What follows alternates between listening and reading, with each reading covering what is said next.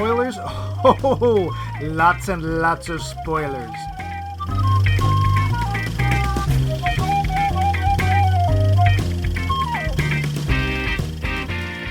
Bogey and Bacall, Burton and Taylor, Pinky and the Brain.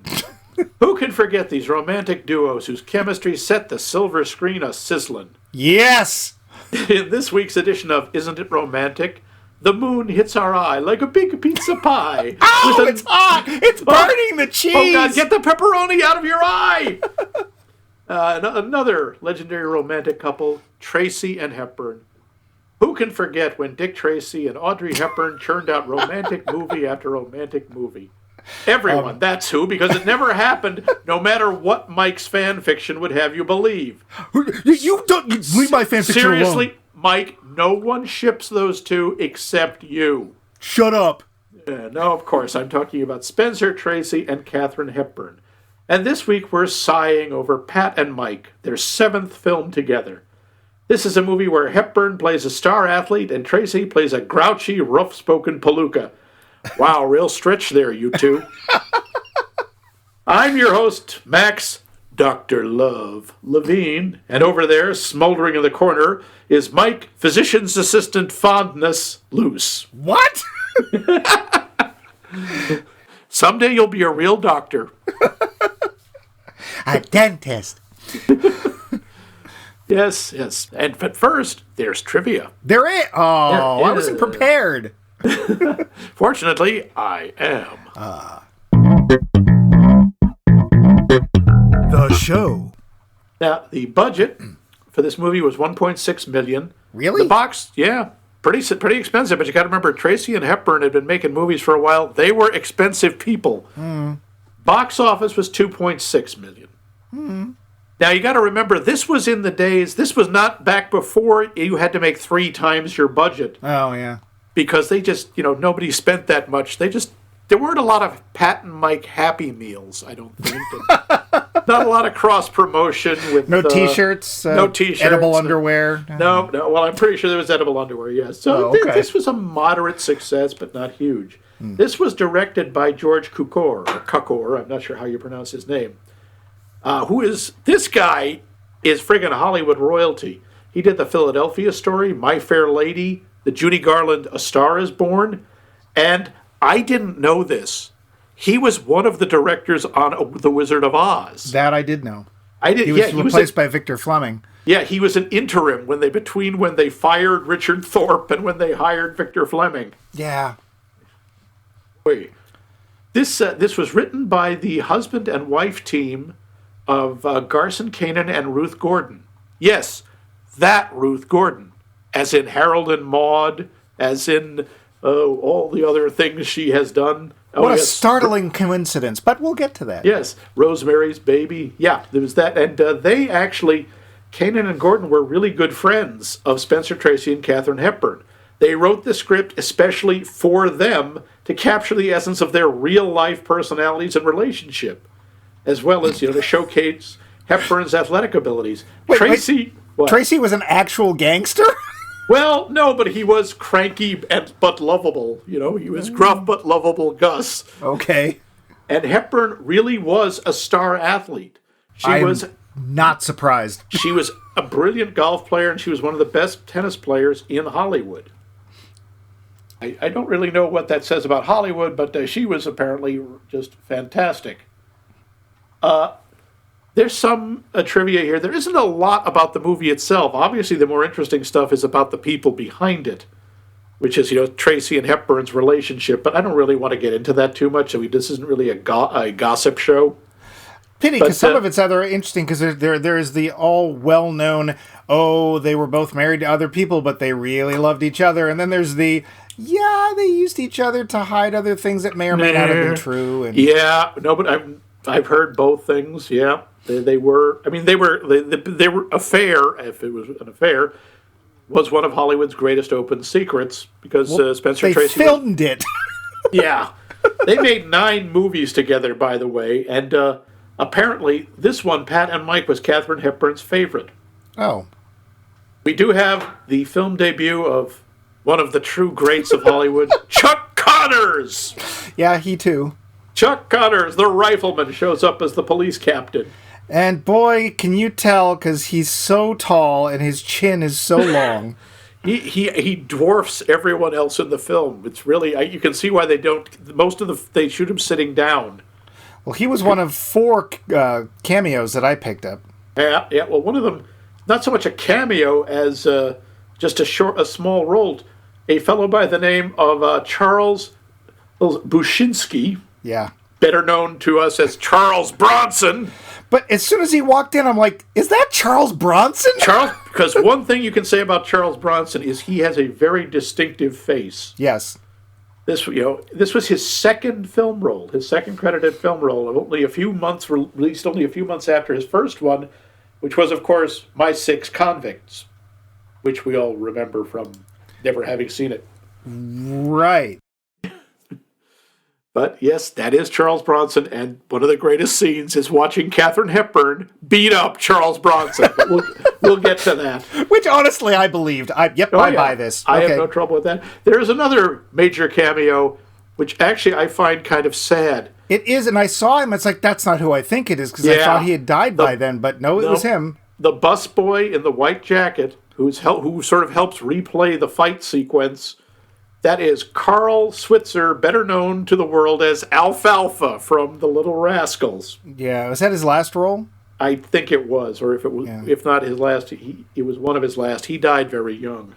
Well, he was a rough and tumble little punk. Like, outside Little Rascals, he was constantly known for getting into fights. Sadly, he had quite a drinking problem when he got older. But yeah, he was a rough guy. Interestingly. Wow. Did you catch the 4th cameo? Of course, Jim Backus. Oh, I'm sorry, 5. All right. Yeah, Mr. Howell. Yeah, Mr. Howell is in there just a couple of scenes near the beginning. No, maybe not. Who's the other one? I saw the face, and it's like, I don't know about the face. I heard the voice, and it's like, I know that voice. And to be fair, I'm going to guess none of our listeners will get this cameo. It's an actor by the name of George Matthews. You and I saw him in a little short called X Marks the Spot. He played the guardian angel to Joe Dokes. Oh my God, that was him? Yes. Wait, who did he play in this? Was he? He was one of the gangsters. He was Specs. Oh yes. My God, the one with the glasses. Oh, jeez. Yeah. I didn't catch that at all. Yeah. I just, the voice got to me. You should be very proud. I went and looked it up. I'm usually not right about those things, but I was just like, that voice, I don't know. So the other thing about the writing team of Ruth Gordon and Garson Kanin, this is the second of the 2 films that they wrote for Hepburn and Tracy. The other was Adam's Rib in 1949. Oh, yeah. Both of these films were directed by George Cukor, and both earned Gordon and Kanin an Oscar nomination for Best Screenplay. And the only other thing is a number of the Pat's, Katherine Hepburn's opponents in tennis and golf were played by real famous athletes of the time. Yeah, Don famous. Budge, Alice Marble, Frank Parker, Betty Hicks, Beverly Hanson, Helen Detweiler, Gussie Moran. Those are all real. And also Babe Zaharias, who she plays in golf. She was an Olympic gold medalist. She won 2 medals in track and field, and she won 10, count them, 10 LPGA championships. Well, that's because she couldn't win 11. This was not some duffer. This was one of the great golfers in the world. I was disappointed, though, at one point we see on the marquee that she's supposed to be up against, in mixed doubles, Pancho Gonzalez, who I was always taught by my father was one of the greatest tennis players who ever walked the earth, and he doesn't actually show up. Oh. Yeah, I was sorry. He wouldn't have played Katherine Hepburn anyway. No, probably not. He wasn't much of an actor. Well, I don't think they'd allowed that, did they? You couldn't just have a guy and a woman back then? They were playing mixed doubles. We see one of those. She's playing with... I think she was playing with... Or Don Knotts, somebody like that. Could have been. Nope, don't actually give me a ball. Okay. That's pretty much all I've got. You got anything else you noticed? Just George Matthews, and X Marks, just for people who are like, what the heck? It's one of the shorts from MST3K. Joe Dokes. Oh, yeah. So that's it. That's all I got. Yeah. So, the plot. Ooh. Pat Pemberton, Katherine Hepburn, is a first-class athlete, but finds herself stifled by her fiancé Collier, played by everyone's favorite William Ching, Boo. who just wants her to be his little woman. Boo. Deciding to take charge of her life and follow her dream to become a pro athlete, she partners up with slightly shady fight promoter or athletic promoter. He's also running a boxer played by Aldo Ray, Mike Conovan, Spencer Tracy, who quickly realizes that Collier is basically a jinx for Pat. Together, Pat and Mike deal with this jinx, the world of professional sports, gangsters, investors, and a growing attraction for each other. That's pretty much it. It is boiled down, isn't it? Yeah, it really is. Now, the plot is fairly simple. And so now we go to this. Yes. The lowdown. So how do you want to start? Well, I got to say, one of the things I like is, and it's a staple in a lot of romantic comedies, is the woman, it's usually the woman, later sometimes it's the guy, is involved with someone who she clearly should not be involved with. Yeah. And we kind of, from the start, don't like Collier. I don't like his name. Yeah. He has the most, I don't know, just 1950s jerk name pretty much in the movie, Collier Weld. Why not just call him Whitey McWhiterson? I think it's also one of those names that was popular around turn of the century. Yeah. Like, you don't hear it so much. But it also has the sound of one of those names that hipster parents are going to start calling their kids again, like Aiden or Asa, stuff like that. It's like, we're going to see some Colliers, I just bet. But yeah, we don't like... he's a character actor, I think. I've seen him in other things later on, older and dumpier, but he looked vaguely familiar. I didn't look him up. One of the real problems with him, and it's one of the I have to say, one of the few things, the problems in the movie, he cannot hold his own against Katherine Hepburn at all. No, he really can't. Whenever they're on screen together, it's like, even when he's speaking, you're like, I'm hearing noise, but I'm just looking at Katherine Hepburn. I'm waiting for her to talk. Shut up. Let the actor talk. Yeah. He's not that good, and she's so good. It's just kind of sad. Yeah, one of my first notes was it's really hard seeing Katherine Hepburn bow to anybody. Yeah. And to this palooka, because he's not a palooka. Quite honestly, Aldo Ray, who plays Hucko, that's a palooka. Oh, he's so cute. He is cute. Aldo Ray is adorable in this. Yeah. I like him big and stupid. How come he don't examine me none? He's potentially overplayed a little bit, he is, well, yeah. Maybe. He is very much the stereotype of the punch-drunk, dumb boxer. Yeah. Which is not fair. A lot of boxers can be very sharp, but let's face it, you get punched in the head for a living. You're not always the most articulate. I mean, there are people who are. God, Muhammad Ali, even Randy Tex Cobb. Yeah, but, Muhammad Ali also did develop some mental issues later in life because of that. Yes. So he is cute in more than one way. He is cute. But Collier's not. No, I guess he's a businessman of some kind. I think he's real the first estate? thing we see him doing is he's trying to get donations for a college. So maybe he works in college fundraising. I'm not. It's not clear. Yeah, but he's acquiring. Everything about him says old money. Yeah, and one of the first things he does, which is very annoying, is he tells Katherine Hepburn she can't wear pants. Yeah, and it's like, this is still a thing. I guess it really would be. Yeah. I mean, heck, there's even a bit in the Mary Tyler Moore Show in the 70s where Mary Tyler Moore walks in and she just happens to be wearing pants that day, and Lou Grant just says, "Don't wear pants in the newsroom." That was like 1971, so I guess so. But yeah, seeing her actually bow and get uptight around him, it's hard in two different ways for me. One, she's a way better actor than he is. And two, it's Katherine Hepburn. She, African queen. She doesn't bow to anybody. If she's not going to bow to Humphrey Bogart, she's not going to bow to this guy. Yeah, seriously. Katherine Hepburn is such a force. Yeah. And then we start seeing her play golf. Like, the whole deal is that she's a phys ed instructor at this college. And she's supposed to be going off to play mixed doubles golf with these people that Collier's trying to get money from for, I think it's for a new gym, actually. And he says to her, I'm going to have to try and humbly lose to the guy, but you have to beat the wife for reasons I don't really understand, but just you need to beat the wife. Later, we kind of figure you need to beat her because she's really annoying and won't shut up. Yeah. And the problem is that for some reason, I'm wondering if it's supposed to be suggested that because she's an athlete that she can't get a guy and that Collier's her best bet or something. I don't know. Well, we also know she's a widow. Yeah. It's a real throwaway. But well, her name's Mrs., right? Yeah, so it's Mrs. Pemberton. And they're all worried about, how that's going to look. It's like, I'm a widow. It's fine. Yeah. But he puts pressure on her, and somehow his presence causes her to kind of melt at the core. And sadly, whenever he's looking at her, I'm counting on you, she chokes. Yeah, every time. It's played up almost cartoonishly. It is, because it's the one effort that Katherine makes that I wonder if it rubbed her the wrong way. It's like, really? I have to now play less than I am. Okay, I'll do that because you're paying me. But as soon as she picked up the golf club and the way she was holding it and it's like, I know nothing about golf.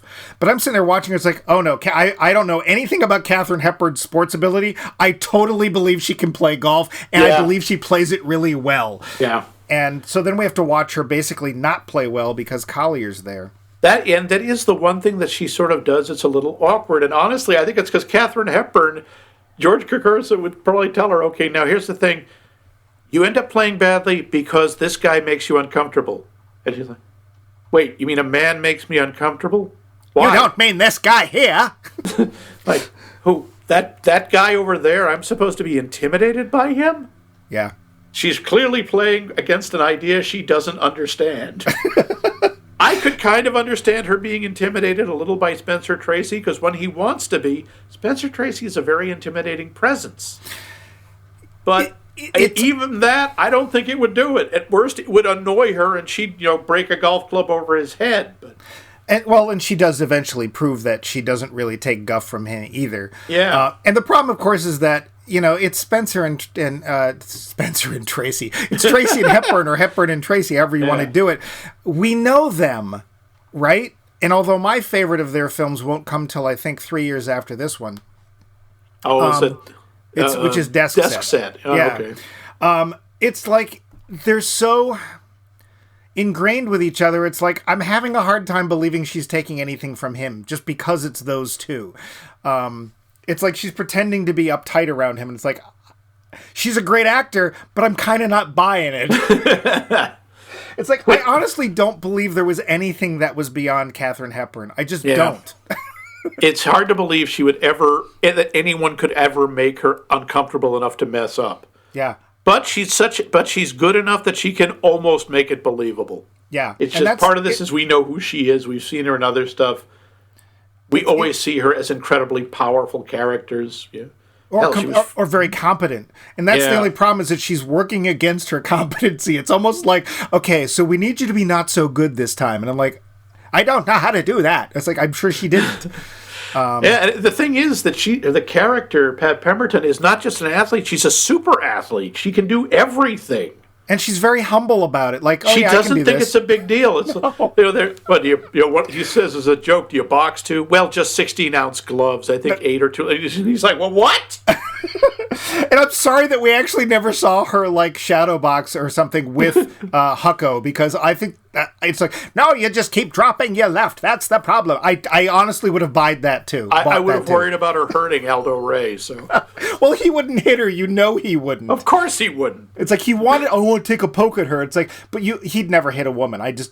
He's too traditional. The jealousy. He's the fighter. Basically, Spencer Tracy's character, Mike, is a sports promoter, although he also appears to be a trainer, a coach, and no wonder he takes such a large percentage. That kind of threw me a little. Yeah. And they're working up the contract. It's like, okay, we're going to be partners 50-50. I'm going, okay, wait a sec. Yeah. I know the days of the agent who took 10% are long gone, and you usually lose 50-20 now. I never heard of anybody who took 50%. Yeah. And, who knows? Maybe that was a thing. I don't know. One of my questions was, so, wandering expositional women's sports, there's money in this in the 50s? Like, people would go to this? Yeah, apparently there was. Well, according to this movie, I don't know. Sporting events, there wasn't TV yet. Or, there was, but there wouldn't have been this kind of thing. Yeah, no. Not everyone owned one. No, some of this came out of World War II. Things with the All-American Girls Baseball League. And yes, girls, that was the name. Live with it. And, of course, they did that in the golf tournaments. And it's like, and these plucky girls. It's like, really? Right, because all the men were gone. And then people are going, hey, these women are pretty good. Yeah. And maybe we don't want them to play with the men, of course. But why don't we keep them going? The people are paying money to attend this. They get some ink in the newspapers, and they did. And I think women's golf had been a little older than that, because golf was considered more of. In fact, one of the gangsters says, "Golf, it's a civilized game." Forget these lady wrestlers. I love that. I don't like to see that. And the thing is, he does. Yeah, well, yeah. But, golf was considered, it was an elitist game. It was, Well, it's still. At least in some ways. In Scotland, for example, it was much more working class. Because that's where it started. It also involved scotch. Yeah. And, there's 18 or 25 holes, I don't remember. Where's your ball? I don't know. Okay, the next hole's up on that crag up there. The last 4 players fell to their death. I'll be right back.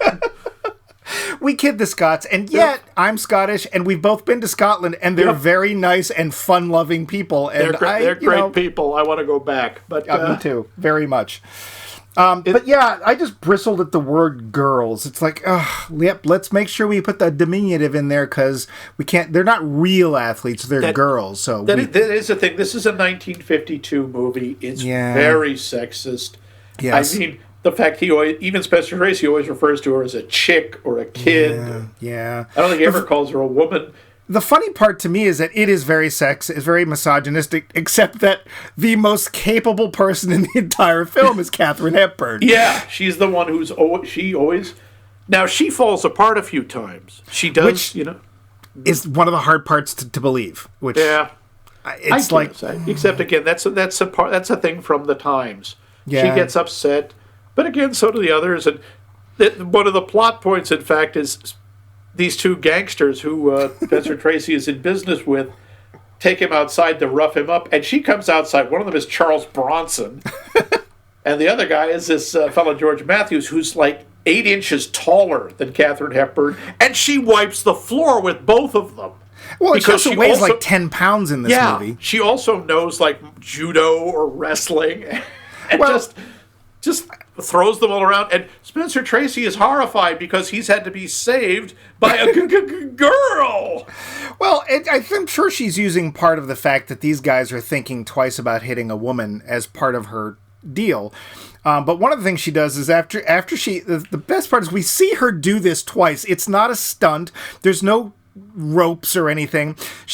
Charles Bronson has got Spencer Tracy in an arm lock behind his back, and she comes up behind him, grabs the cuffs of his pants, and yanks him up so that he falls flat on his face. That's not as easy to do as it looks, because we see Spencer Tracy try to do that, and he can't do it. Right. Because it's an actual judo move. So she does this, gets him on the ground, and then he pulls a blackjack, which nobody in the film seems to know what it is except Charles Bronson, and she manages to disarm him by doing a wrist lock. Yep. And then hits him with it. And hits him with it. And the best part is that they're at the police station the next morning or later that night or whatever, and there's like Chuck Connors, who is the 7'5" police chief or whatever, is like, so show me exactly what happened. And she keeps showing things, and he keeps turning to Spencer Tracy and is like, what were you doing? And he's like, exactly what I'm doing. I stood there and watched. And I love it. Eventually, Charles Bronson is hiding behind Chuck Connors because he's the only afraid one trying to bring up charges. Yeah. It's like, oh no, keep her away from me. Specs there is she's like, oh, and I'm totally sorry I broke your glasses. I shouldn't have done that. Not much of a gangster, Specs, because all she does really to beat him is she pulls off his glasses and drops them on the ground, and he turns into Velma. Yes. Yeah, because there's a big Scooby-Doo parallel here. Yeah, so it's both misogynistic. On the other hand, if you really, like, all the men, I'm sure, were just getting a good laugh at watching, oh, look what, the women, ha. But if you really just, like, narrowed your vision a bit, you realize that Katherine Hepburn trounces everything in this film. She walks away with pretty much everything. Yeah. And, I mean, some of it, the way, like, Collier and Mike are talking about who owns her. Yeah. And and of course she freaks out about that and is like, nobody owns me, not even me. Yeah. But even so, I have to say, one of the lines I remember, I've seen this movie before, that I just loved. I know it's sexist, but I love the way Mike describes her. Not much meat on her, but what there is churse. Choice. Yeah. It's funny. We had a comment from one of our listeners, your sister, actually, Val, who pointed out how a lot of the romantic comedies, a lot of the humor in it came out as a result of the Hays Commission, which was the censorship board, self-imposed, that was trying to legislate morality into movies, and the ridiculous rules, like if a man and a woman appeared in a room in a bed together, one of their 4 feet had to be on the floor, because God knows there's no way to have sex that way. Didn't work, did it? Oh, yeah. Foot's on the floor, sex impossible.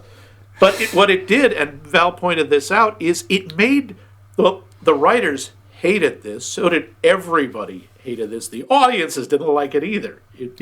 It's amazing it held on for as long as it did. But the writers would start this, like, okay, we can't use certain language, so we've just got to get a lot more subtle and inventive with our dirty jokes. Right. And there's one I caught when she first comes to Mike's office. They're asking her about why she's called Mrs. Pemberton, and she says, I'm a widow. And what his sidekick says, what kind? Mary? Yeah. Now, do you get why that's funny? Right. What? Well, it's a piece of lingerie. Partly. It is a piece of lingerie. It's a combination sort of bustier corset. It's something else, too. It was a particularly popular brand of condom. Yeah. Well, since I did not familiarize myself before this particular episode with the brands of condoms from 1950s, I did not catch that part. It was actually earlier than that. I caught that. I read that in a novel once. I ran a character. I had to look it up because the guy said, just make sure you use Merry Widows. Like, what? What the heck does that mean? I thought that... But yeah, so that was one of those little subtle whoops. Okay. Yeah, well, of course, the Hays Code would eventually become the MPAA and the rating system that we now all know, love, and generally ignore. Yeah. What was originally GGP, because you and I remember GP films, which are now PG and now broken down into PG, PG-13, R, and X, of course. PG to the N-1. Oh, it's not X anymore, remember? It's... right. What the heck? I don't know. They never released NC-17. Oh, right, yeah. Yeah, which... I think I saw one... Did I see one NC-17 film? No, maybe not. I thought Passion was Oh, yeah, I was thinking the same thing, The Passion of the Christ. It was either The Passion of the Christ or The Last Temptation of Christ. One of those was NC-17. I bet it was The Last Temptation, which I didn't see. That's the one that had Hobgoblin as Christ. Yes, Willem Dafoe as Jesus, yeah. Which, okay. I mean, if you say so, I thought Ted Neely was an interesting choice, but, Yeah, I'm the son of God! I thought he was scarier without the mask. Yeah. Yeah. And we're way off topic. But way off topic, yeah. I will say this, too. I had to adjust the sound watching this because Tracy mumbles a lot. He does. That was part of his, part of his natural speech.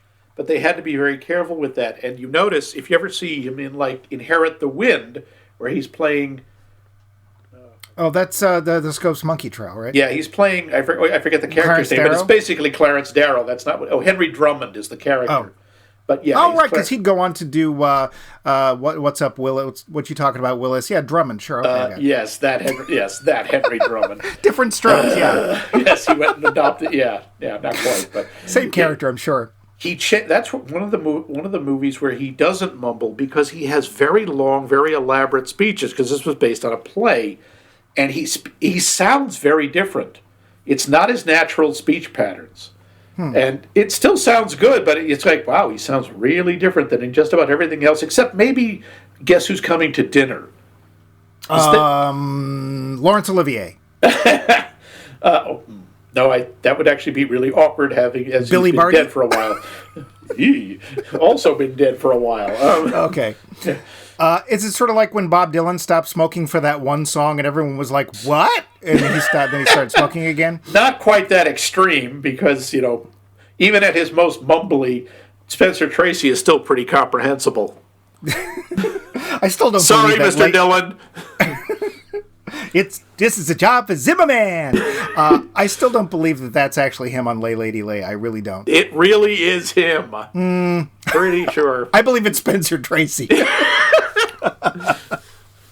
Spencer Tracy's covering Bob Dylan in... Okay. I would totally buy that album. Again, I want to talk again about Hucko.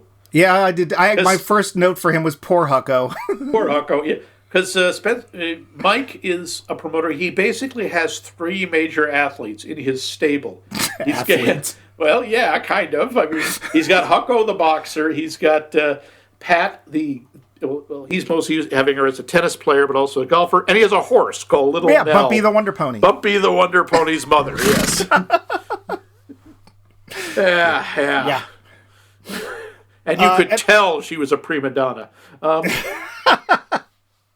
Yeah, I got to say, there's one rather disturbing scene where, as Pat and Mike are starting to realize they have feelings for each other, and Pat, there are some odd sort of hallucinatory techniques, sort of fantasy visual elements in this movie. You mean in the tennis match?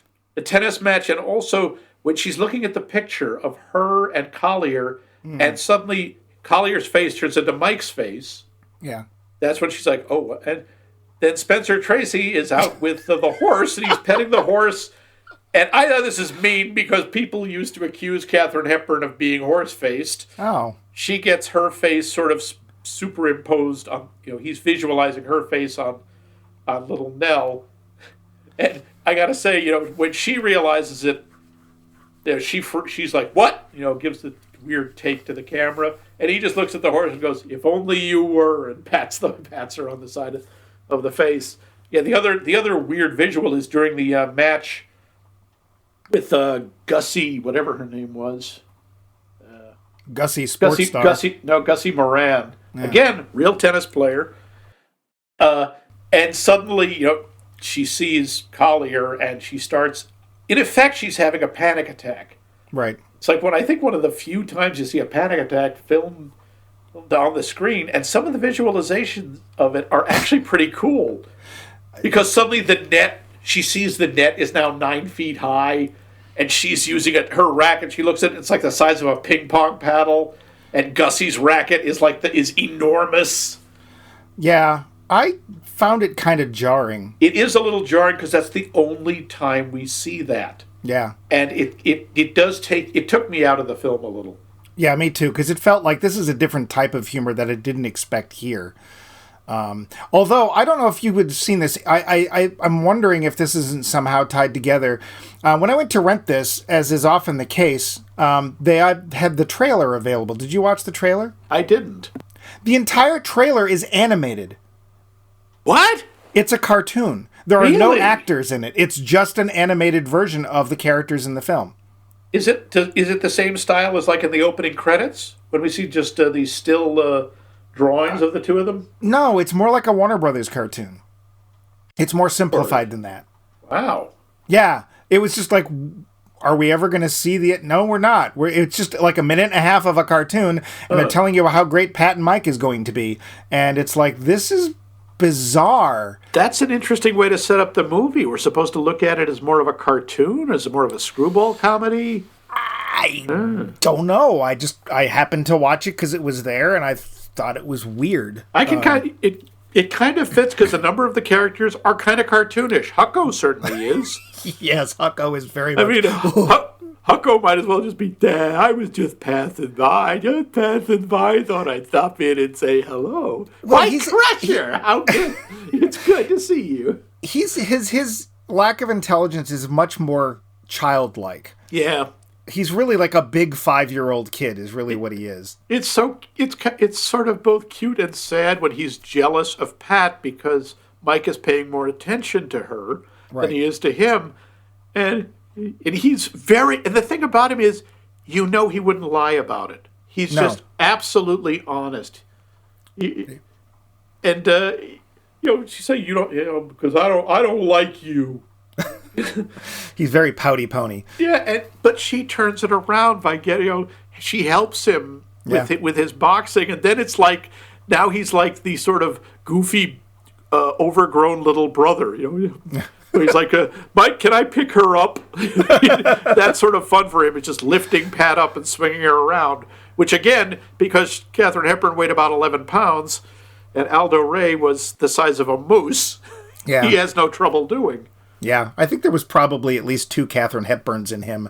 And the thing is, he doesn't even look bulky. He's just very tall. He says he weighs 197 and a quarter pounds, which is possible, I guess. Maybe. She looked, actually, I thought she looked a little too thin. I was a little worried about her, except then she just plays tennis and golf and all this other stuff without any problem at all. There's one point where he's like, you need to do 50 hops. She hops 50 times on one foot and she's not even winded. No, she's not breathing hard. She's not sweating. No, she was in amazing shape. Yes, she looked very thin, but she was just all wire and muscle. Yeah. No. I mean, she lived to I think 92. Yeah, and we make fun of her. Well, at least I do. But I adore Katherine Hepburn. She's so great. I haven't seen a lot of her movies, but I adore her in all the ones I've seen. Again, Death Set is probably my favorite, which would come, I think, in 1955. One of the things I like about it is it's just like mid-50s New York City, which I kind of have a thing for.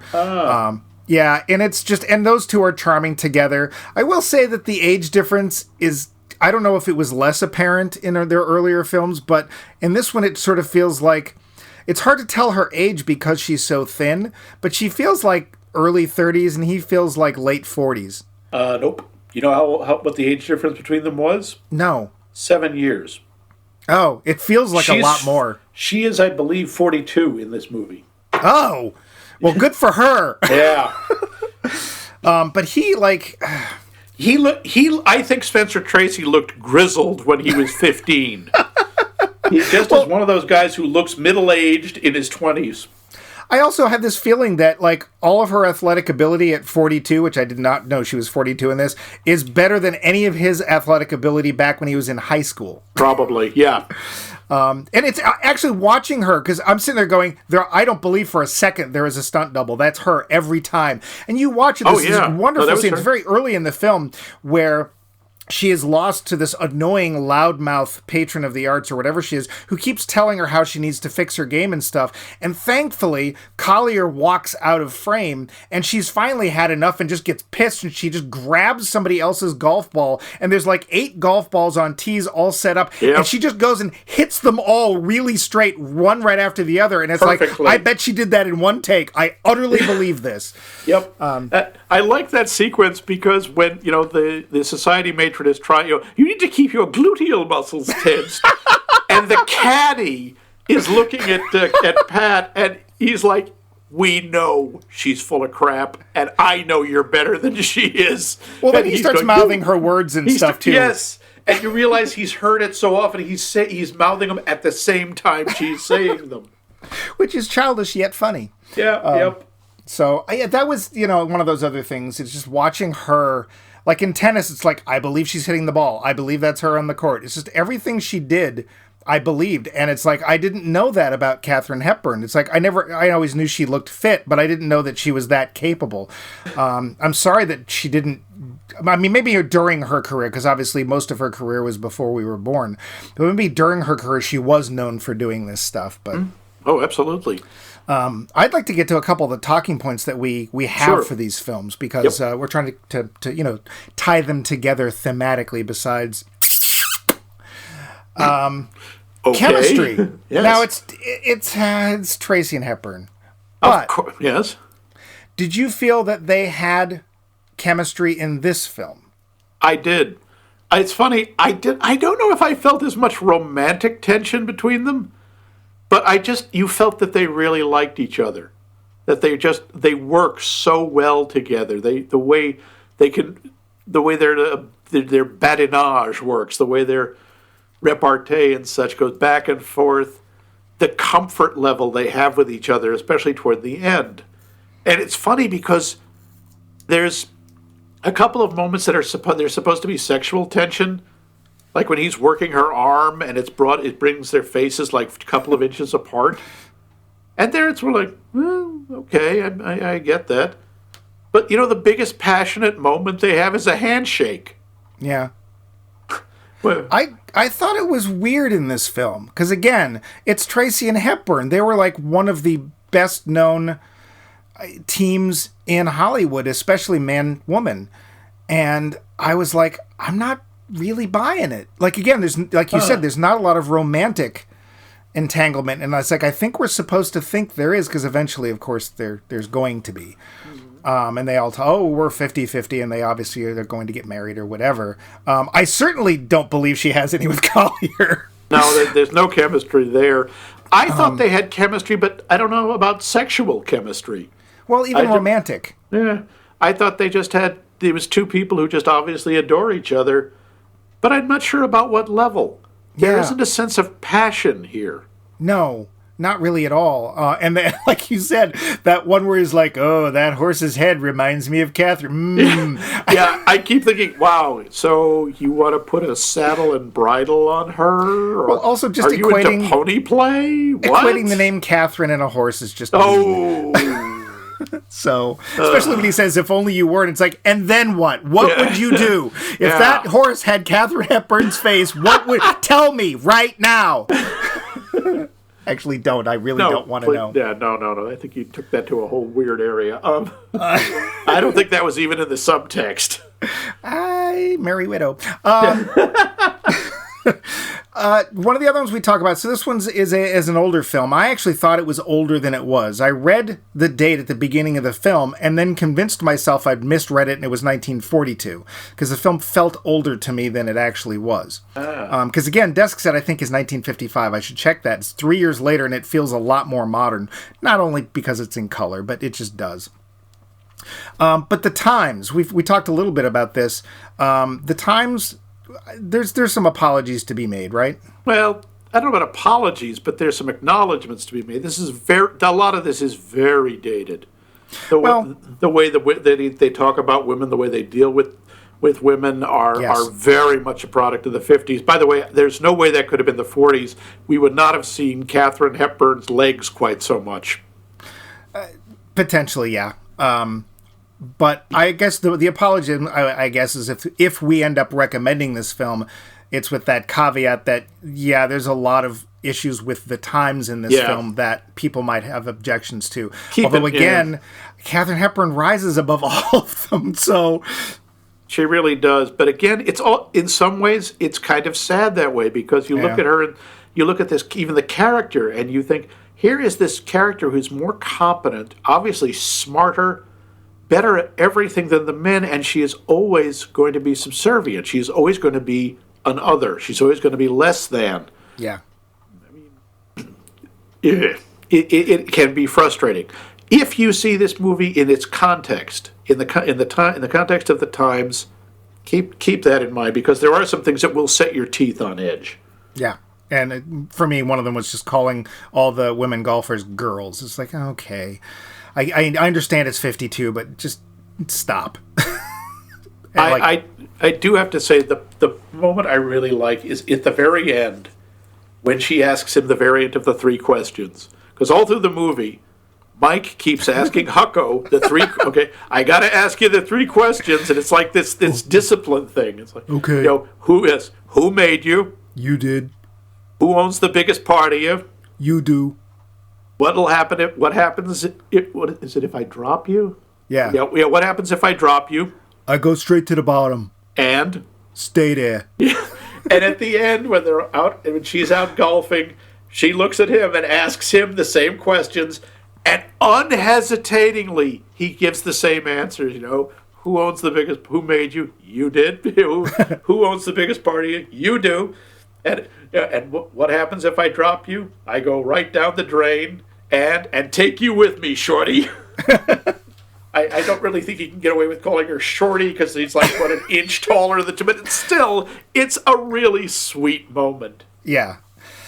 Which leads me to one of my other questions, which we talk about in this little rom-com series we have going on. Do we buy it?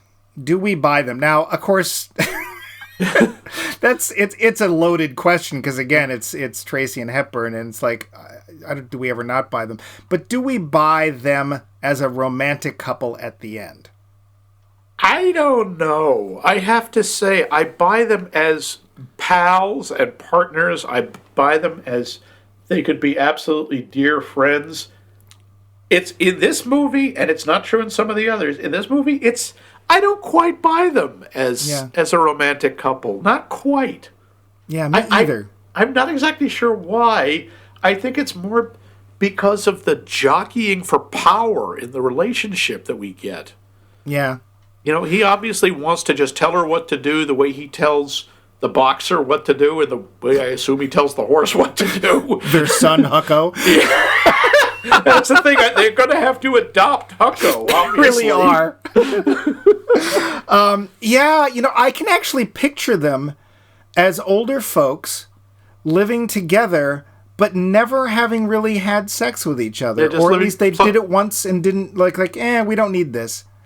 It comes to the Greeks had that whole different types of love. There's eros, which was, sexual love. And there's a couple of others. The one I always remember is, and I'm probably pronouncing it wrong, is agape, which is, unfortunately they use the term brotherly love, but it's the love between friends, the love non-sexual, but just as binding and just as strong. And I get that from them. In this movie, I don't really get the eros from them. Yeah. I don't either. And in that case, if this is meant to be a romantic comedy, which I think it is, then I don't buy that connection either. And the film, to me, also ends kind of suddenly. It kind of does. Even more so than it happened one night ends kind of suddenly. But well, and there's something that Mike does, Spencer Tracy character does, that I expect him to follow up, and he doesn't actually do anything, and I was kind of surprised. So early on, when Pat is going with Mike, she, right before a match, I think it's her first one even, she kisses him on the cheek. It's very platonic. But cosmetics being what they were at the time, it leaves a big smudge. And he wipes it off on his handkerchief, and he looks at it very calculatingly, I wonder how I can work with this. And I expected him to plant it on Collier later because he knew that Collier was a problem. But he doesn't. Nothing ever comes of it. It's a red herring. I thought it was supposed to be a sentimental gesture. He wipes off her lipstick and he's about to throw the handkerchief away, and then he folds it up and puts it in his wallet. Because to me, what it looks like is he looks at it and he looks more calculating than he looks romantic. And then, which is, again, doesn't help us feel like they're going to be that kind of married couple. Also, just as a married couple, I just can't see either of them really falling into the traditional role that we expect them to. It's like, she's not staying home and doing dishes. Maybe he does. I don't know, but it's like that's what they have Hucko for. That's right. That's how Hucko does all that. I did the dishes, Mike. What do I do now? And he really does talk like that, and he is absolutely adorable. It's like you want to just give him his dish of food and send him off to his puppy bed. Because one of the other things I want to ask about is the circumstance. So how these two get together. What do we feel about that? That's kind of a weird moment in that the first time they meet, he and his associate have broken into her hotel room and are rifling through her things. Yeah. And then when she catches them, he never explains who he is. What he's doing there first is trying to get her to throw the match. Yeah. Well, he wants her to come in second. Yeah, which is throwing the match. Right, but I think he specifically, it wasn't even like, I want you to do three. No, I want you to come in second, not third or fourth or whatever. And she was, I guess, pretty much an unknown because up until then, only Mr. Howell believed in her. And she's just not going to do it, which is good for her. But and they leave by climbing out the window. Yeah. Like, why isn't she calling the police? Yeah. It's just like, but also I'm sitting there going, is there a lot of gangster money in women's golf? This is a thing? Well, to be fair, there's a lot of money in gambling. And when you have gamblers will gamble on anything. Anything. Good Lord, people gamble on Magic the Gathering. I kid you not. There's big just money by buying cards. Yep. They gamble on, because, there are officially sanctioned tournaments. People gamble on that. I'm betting people gamble on Pokemon. Probably, yeah. Nah, believe me, if there's anything where there is a winner or a loser, someone is betting on it. Yeah. I thought the circumstance felt a little odd, too. Like, here's this women's golf tournament in wherever it was. I'm guessing it was supposed to be Florida.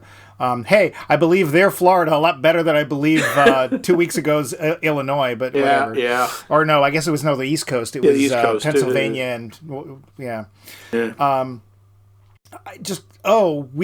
here's this manager who manages a fighter and a racehorse who just happens to be on this women's golf course thinking, I could make a huge amount of money. I better break into her hotel. Yeah, their meeting is problematic. It's weird. I assume it's supposed to be played for laughs, but it's not that funny. No. And even then, I think it would be considered a bit disturbing. Hi, here are two strange men in your room as you're starting to get undressed. And of course, he walks in and he's wearing like the classic gangster suit. Yeah. And I didn't know anything about this film. Spoiler, I haven't seen it before. And I'm like, is Spencer Tracy playing a gangster? What? Would be the first time. And it's like, kind of. He's just not very good at it. He's just sort of a shady sports promoter. Which also raised the question, when she decides, she literally abandons Collier on a train saying, I'm not going to just get married. I'm going to go and prove myself as an athlete. Why does she go to Mike? Why does she go to Spencer Tracy? He left her his card, which admittedly is like, okay, that's an odd kind of burglar who breaks in to leave you his card. Sorry I tried to rob you. By the way, this is me. And she goes to him, says, hi, I want to take you up on your offer. I want to become a professional athlete. Like, there have got to have been other people she could have gone to in New York City. Yeah. New York City? Get a rope. Yeah. I had problems with that too. But, of course, the whole equation, if you want to look at this as a geometrical theorem, or I should say proof, is a proof. Yeah. Okay. Given Spencer Tracy and given Katherine Hepburn, how do we get them together? Because the end result's going to be them together. Yeah, but it was weird. Yeah. Again, maybe they feel they don't have to work that hard with them because it's like, it's those two. It's their natural chemistry, their natural magnetism. Of course they're going to end up together. We just have to go along for the ride. But those are the weaker parts of the script. Yeah. And, this being the series that we're doing, and I don't actually think we've done this before so much, but, there's things we expect from our romantic comedies because there are things that they have been doing for decades. And, the circumstance is usually a big part. How do these people that obviously generally shouldn't have met meet? Does one of them fall off a boat and then conk her head and have amnesia and then suddenly think that Kurt Russell is somebody who he's not? Because, that could happen. That's a very specific example, but sure. And yet, old Jungle Boy, there he goes. Girl, boy. Oh, yes, Kurt, you've had such a long and varied career. Side note, Kurt Russell appeared on Gilligan's Island. So... And many Disney films. So, that's it from my notes and my talking points. Did you have anything before we do the wrap-up? No, I think we covered it all. Cool.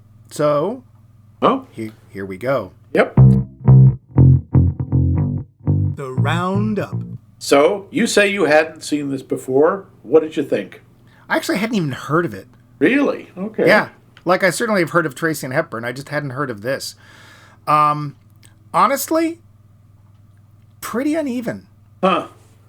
I love Katherine. I love Katherine Hepburn in this. I love watching her just pick up like an implement and perfectly use it. Like, oh, here's a golf club. I can do that. Whack, whack, whack. Oh, here's a tennis racket. I can use that. Whack, whack, whack. Oh, here's a blackjack. I know how to use that. I utterly believe her ability, both as an actor and as an athlete in this film. She is a gem.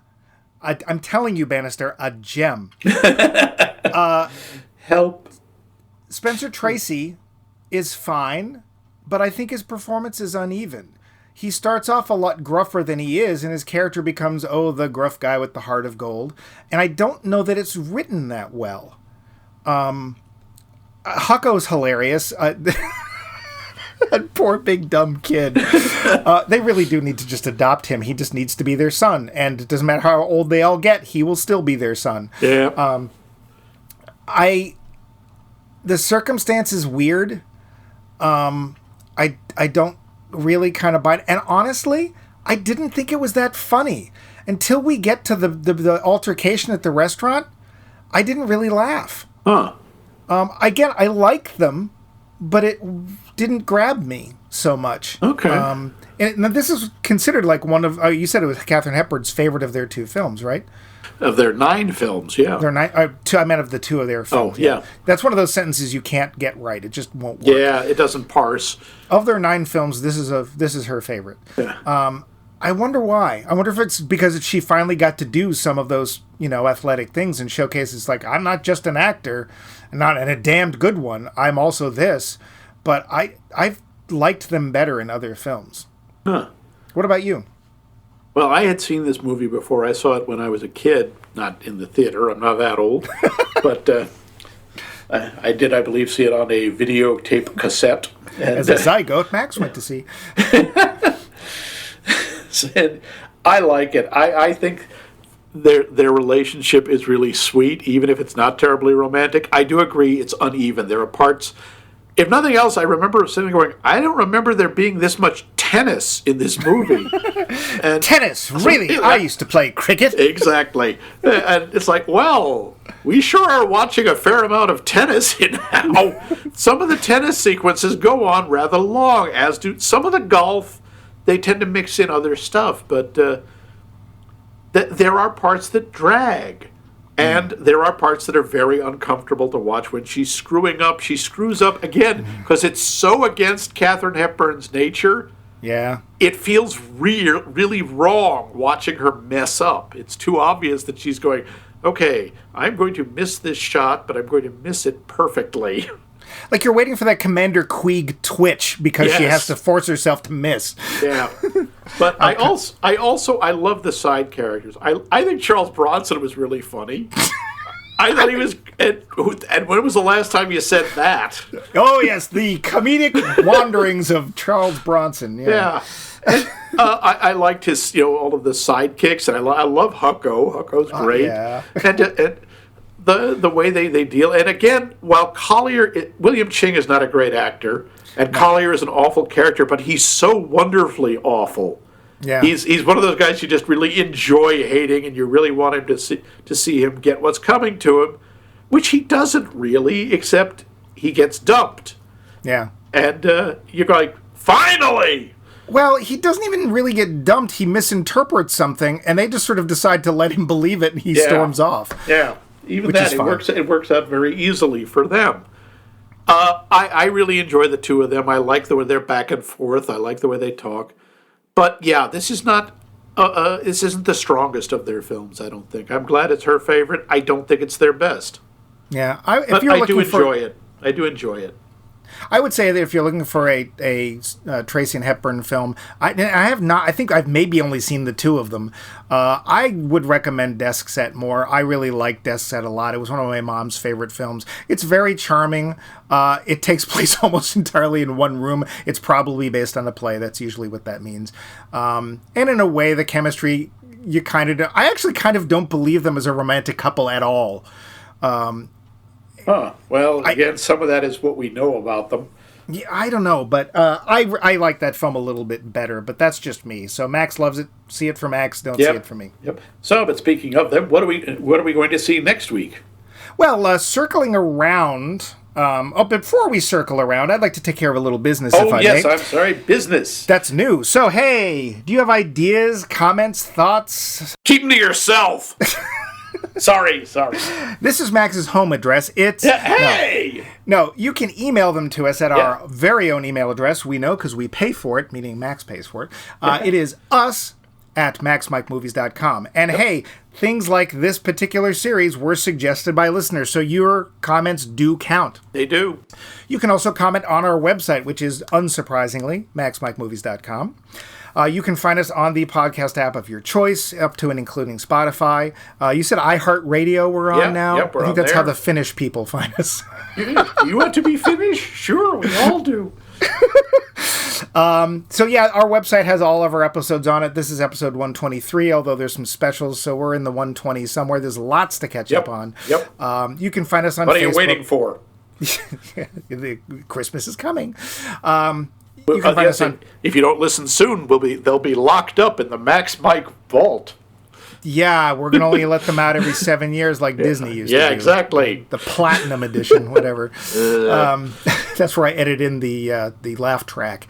We also have our Facebook page, and I think that's it for social media. Well, these days. We're on the Twitter. That thing. We have all 6 of our followers because I don't have a Twitter account. So, so there's all that. But to bring things back around, you mentioned that one of the writers of this film was Ruth Gordon. Yes. Well, as a matter of fact, Ruth Gordon plays a large part in next week's film. Rosemary's Baby? Was she in that? Yeah. Oh, she plays a very creepy neighbor. Is Rosemary's Baby a romantic comedy? Sure. Well, we're not watching that. We're going to skip ahead a few decades, and we are going to go to what I understand is a very odd romantic comedy. I've never seen it myself. But a very artsy, well-thought-of film, from what I understand, called Harold and Maude. Oh, is that one starring B. Arthur? No. You've got, as usual, everything wrong. Okay. Good night, everybody.